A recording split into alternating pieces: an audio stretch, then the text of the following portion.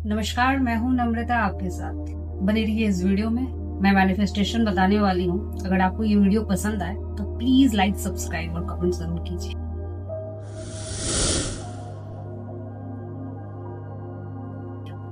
कभी आपने सोचा है कि देवी पार्वती को शिव जैसे तपस्वी और विरक्त भगवान क्यों नहीं स्वीकार किया? क्या ये सिर्फ भाग्य था या कोई डिवाइन मैनिफेस्टेशन? शिव पुराण के पन्नों में छुपी है एक ऐसी रहस्यमयी कथा जहाँ प्रेम इच्छा नहीं था, वो एक संकल्प बना, एक ऊर्जा बनकर शिव को पार्वती की तरफ खींच आए। आइए और सावन के इस पवित्र मास में सुनते हैं देवी पार्वती के दिव्य मैनिफेस्टेशन की यात्रा। जी हाँ, पार्वती की इच्छा नहीं, संकल्प, पार्ट 1।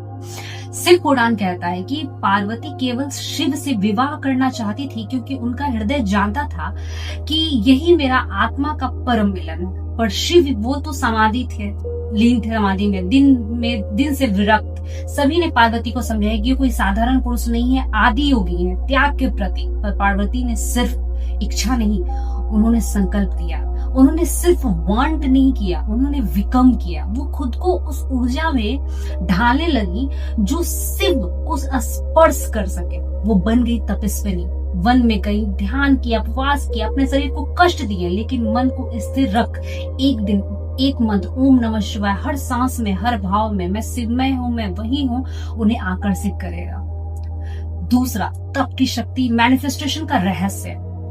अब यहाँ आता है कि मैनिफेस्टेशन का अद्भुत मोड़। जब पार्वती जी ने अपने डिजाइन को एक्शन और डिवोशन में बदला, तब उनकी फ्रीक्वेंसी बदल गई। शिव पुराण में लिखा है, देवी ने अपने भीतर ऐसी तप शक्ति उत्पन्न की जिससे उनके चारों ओर प्राकृतिक तप मतलब शिवमय हो गए।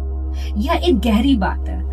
जब आप ऊर्जा पूर्ण रूप से एक ही भावना में केंद्रित होती है ना, तो ब्रह्मांड को झुकना ही पड़ता है। तब concentration, energy plus faithful vision, तब the most powerful manifestation of formula.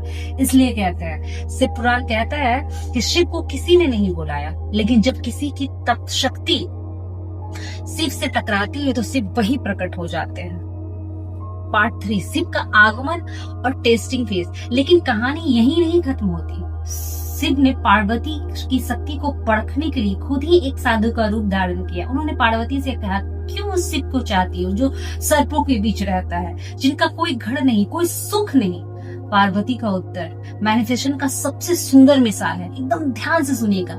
मैं उन्हें इसलिए नहीं चाहती क्योंकि वो महान है, मैं उन्हें इसलिए चाहती हूँ क्योंकि वो मेरी आत्मा उन्हें पहचानती है। मैनिफेस्टेशन की इस उत्तर से शिव हिल गए। मैनिफेस्टेशन सबसे ऊंची अवस्था है जब आप डाउट नहीं करते और यूनिवर्स और कन्विंस नहीं करते, बस होने लगा। चौथा, मिलन और आज का संदेश।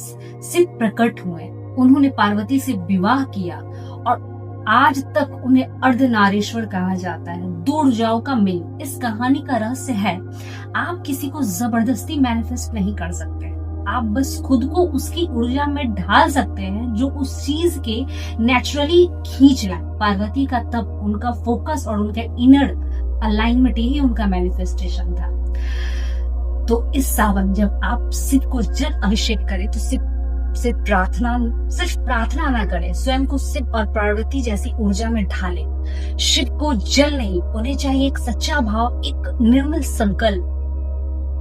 कहानी तो हजारों साल पुरानी है, लेकिन शक्ति जब आज भी वैसी ही है जैसे पहले। अगर ये कथा आपके दिल को छू गई हो तो इसके लिए किसी ऐसे व्यक्ति को जरूर शेयर करें जो सच्चे प्रेम या मैनिफेस्टेशन यूनियन के रास्ते पे है, और नीचे कमेंट करें कि मैं अपनी शक्ति की जागृत करता हूँ या करती हूँ, तो मैं आपके लिए खास से पार्वती मंत्र भेजूंगी।